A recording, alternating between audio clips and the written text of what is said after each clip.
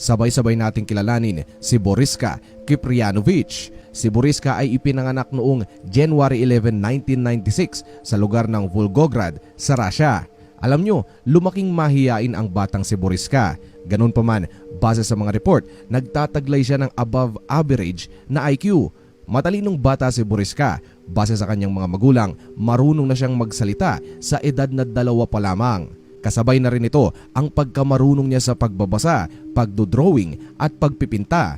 Sa kanyang mga guhit kamay, hindi maiiwasang mapansin na ang kadalasang ipinipinta niya ay ang mga imahe ng mga bagay sa kalawakan, mga celestial object tulad ng planeta, buwan at bulalakaw. Naging hobby ito ni Boriska at habang tumatagal ay lalong nagiging komplikado ang kanyang mga iginuguhit. Naging mas detalyado kumbaga. Base rin sa kanyang mga guro, sa tuwing nag-aaral sila tungkol sa kalawakan ay may mga bagay siyang binabanggit na hindi pa nila napag-aaralan at siya lamang ang may alam. At hindi siya naghuhula lamang, ang lahat ng kanyang sinasambit ay makukumpirma sa mga libro tungkol sa kalawakan. Hindi lang yan, base sa pagkakatanda ng kanyang ina, 3 o 4 na taong gulang pa lamang siya ay nakita na niya na nagbabasa si Boriska ng libro na nakasulat sa lengguwahe na Latin. Samantalang ako nung kabataan ko, kinakain ko na parang chocolate ang mga buhangin. Ngayon, ang kanyang magulang ay isang doktor. Hindi niya maiwasang hindi magtaka kung bakit ang mga bagay na ito ay lumalabas sa bibig ni Boriska. Sinubukan niyang kumonsulta sa mga doktor, historians, researchers, kasama na ang UFOologists at ang lahat ng napagtanungan niya ay sinabing imposible na ang lahat ng ito ay inimbento niya lamang lalo pat siya ay minor de edad pa lang.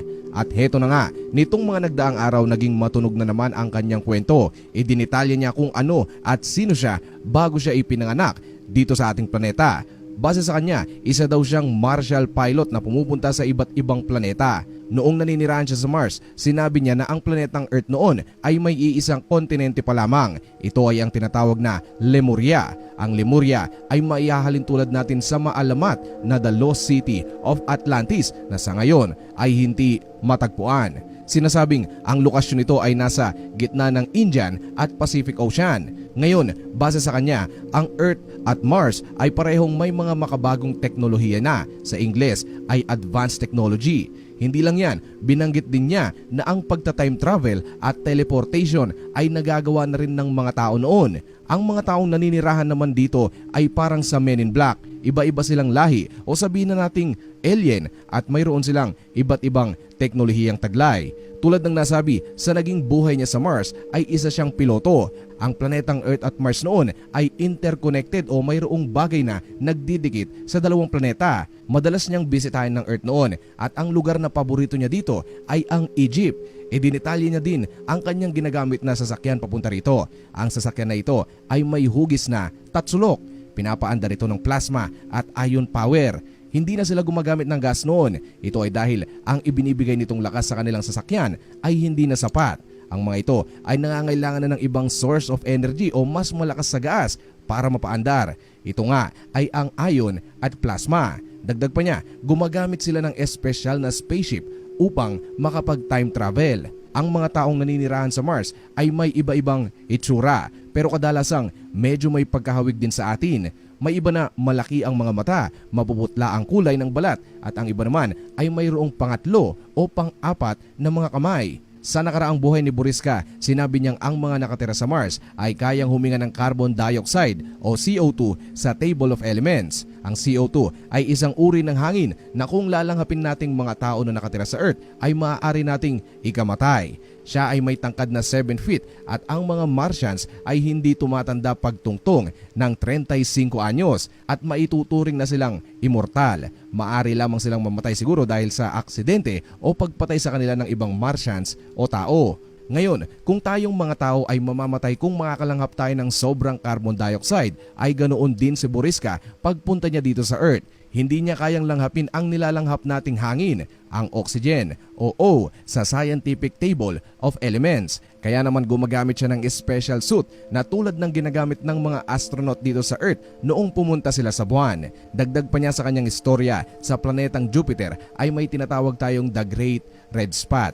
Ito ay maihalin tulad natin sa isang napakalakas na bagyo at hindi lang basta-basta bagyo. Ito ay may bilis na 432,000 kilometers per hour at sa sobrang lawak nito, base sa mga dalubhasa ay triple ang laki nito kumpara sa planetang Earth. Ang istorya naman kung bakit nabuo ito ay ang mga Martians daw noon ay sinubukang gawing araw ang Jupiter pero hindi sila nagtagumpay. Kaya naman ang naging resulta ng kanilang ginawa ay ang The Great Red Spot.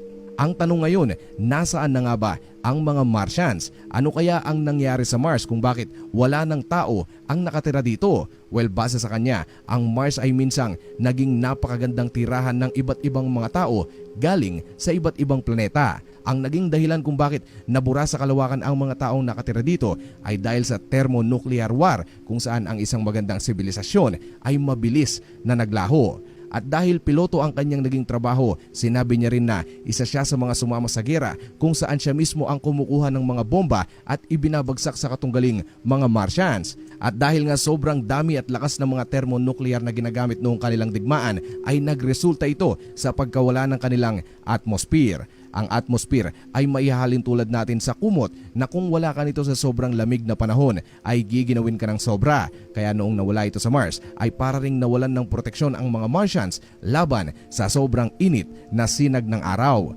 Mayroon din siyang sinabi tungkol sa marami pa daw tayong hindi natutuklasan sa ating planeta tulad na lang ng isang boton sa likod ng Sphinx malapit sa The Great Pyramid of Giza. Ang sinasabing Sphinx ay may itinatagong boton na kung matutuklasan natin ang gamit nito ay malaki ang magiging epekto nito sa magiging buhay nating mga tao. At sa konting pagsasaliksik ay mayroon nga maraming artikulo tayong makikita tungkol sa mahiwagang boton na nasa likod ng tenga ng Sphinx. Ngayon, mabalik tayo sa Mars. Kung tatanungin niyo siya kung mayroon pa bang mga tao na patuloy na naninirahan sa Mars, ang sagot niya ay oo. May ilang mga Martians na nakapaganda sa sinasabi niyang digmaan sa kanilang planeta at ang kinaroroonan nila ngayon ay nasa ilalim ng lupa at hindi na bago sa atin ang bagay na ito. Dito mismo sa mundong kinatatayuan natin ay napakaraming underground facilities. Ang mga Martians sa ilalim ng lupa ay patuloy pa rin ang komunikasyon sa iba't ibang galaxy at mga planeta. Ngayon, ang pinakalayunin niya dito sa planetang Earth ay bigyang babala ang mga tao tungkol sa pwedeng maging sanhi ng pagkamatay ng lahat ng nabubuhay dito sa ating planeta at kalaunay mangyari sa ating mundo ang nangyari sa Mars. Ngayon, kung tatanungin niyo ako kung nasaan na nga ba si Boriska ay base sa aking pagsasaliksik ay misteryoso siyang naglaho kasama ang kanyang ina. Tulad ng nasabi, naging matunog na naman ang pangalan niya at wala ni isang reporter o researcher ang nagkaroon ng pagkakataon na muling interviewin siya tungkol sa naging buhay niya sa Mars. Pero isang journalist ang napagsabihan ng isang Russian na nagtatrabaho noon sa gobyerno na si Boriska at ang kanyang ina ay nasa isang tagong lugar kung saan pinoprotektahan siya ng gobyerno ng Russia. Ang kwentong ito sa ngayon ay magsisilbing misteryo. Panahon lang ang makakapagsabi kung kailan natin matutuklasan kung mayroon nga bang katulad natin na naninirahan sa ibang planeta.